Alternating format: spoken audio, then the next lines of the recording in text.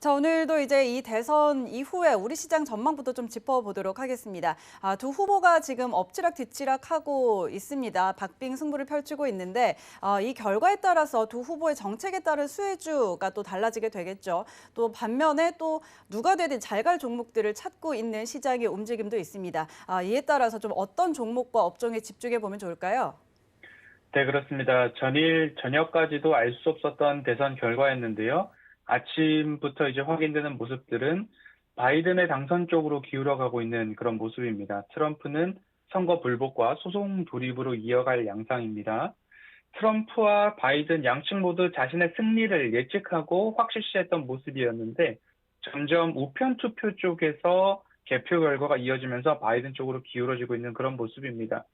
먼저 코스피의 주도 업종이 이제 인터넷 5G 2차 전지 제약 바이오 그리고 수출주에서 반도체 자동차까지 이어졌는데요.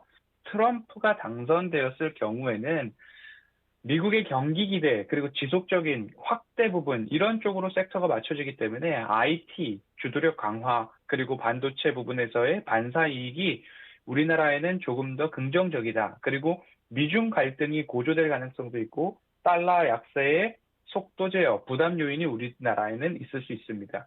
트럼프가 당선됐을 때 긍정적인 요인 앞서 말씀드렸듯이 미국 시장에 있어서 IT 규제 부담에 대한 완화인 부분들도 있고요. 감세 정책으로 인해서 경기 회복과 개선, 그 속도감 있는 진행이 있을 수 있습니다. IT 인프라 구축 그리고 5G 모멘텀도 강화될 수 있고요. IT 반도체 화웨이 제재로 인한 반사이익 기대해 볼 수 있고요. 현재 계속 이어지고 있는 제로금리, 마이너스 금리에 대한 압박, 통화정책 완화 기조의 장기화로 인해서 국내 증시에 이런 부분이 여태까지 이어져 왔던 그런 부분들이 좀 더 지속될 가능성이 있는데 부정적인 부분으로는 감세 정책으로 인해서 달러 약세의 속도가 지속될 수 있고 그로 인해서 우리나라의 외인 수급에 있어서 어느 정도 부정적인 요인, 달러 약세가 꾸준히 이어져서 조금 횡보하는 느낌으로 달러 약세와 원화 강세가 쭉 이어진다고 하면 아시아 증시나 국내 증시에 긍정적인 영향으로 이어질 수 있지만 지금처럼 현 구간에 있어서 달러 약세가 급격하게 이루어지고 있고 추가적으로 달러 약세가 더 이루어진다면 차후에 있을 상승하는 구간에 있어서 달러가 조금이라도 상승하면 그 시기에 외인들의 자금들이 급속하게 이탈할 수 있기 때문에 이 부분은 시장에 조금 부담적인 요인으로 올 수 있다. 그렇기 때문에 외국인 수급에 그렇게 좋지만은 않다라는 부분일 수 있습니다. 그래서 트럼프 대통령이 당선됐을 경우에는 지금까지 이어왔던 주도 업종, 2차 전지, 자동차, 반도체, 제약 바이오, 인터넷까지 이런 섹터에서 조금 더 좋은 모습들이 나올 수 있다라고 정리를 해볼 수 있겠습니다.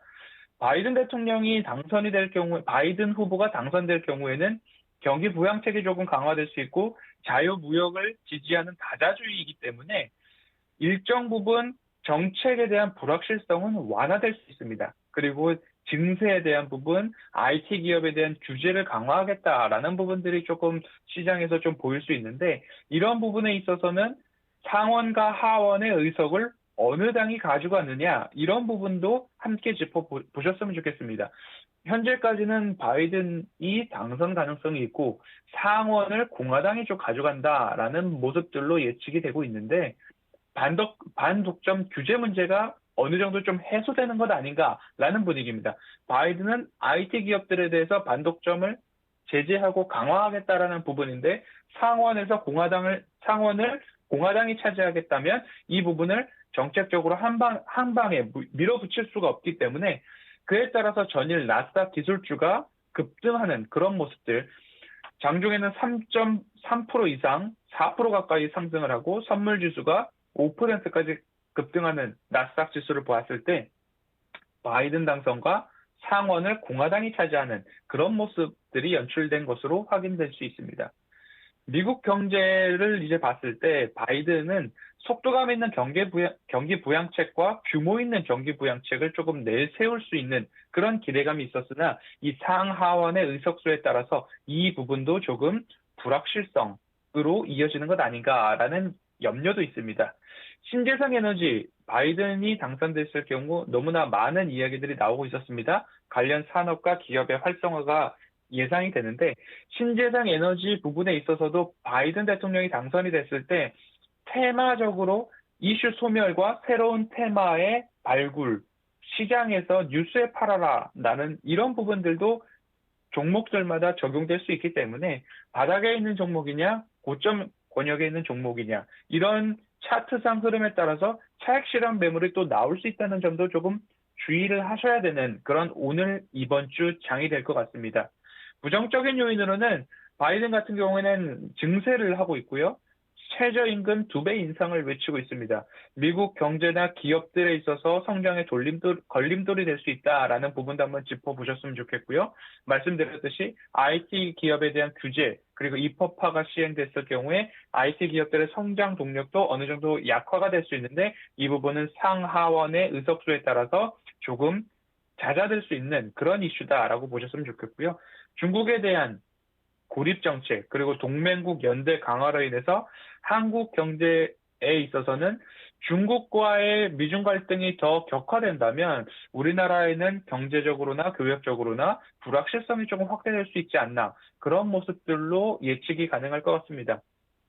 바이든 대통령이 당선됐을 경우에도 마찬가지로 인터넷, 반도체, 자동차, 이체전지, 제약바이오 동일한 섹터에서 어느 정도 좋은 효과를 받을 수는 있으나 신재생 에너지 섹터에서는 차익 실현이 나올 부분이 확실할 수 있다. 그리고 또 다른 신재생 에너지 분야에서의 테마 발굴로 인해서 새로운 종목들이 상승해 나갈 수 있다. 이 정도로 정리해 보도록 하겠습니다.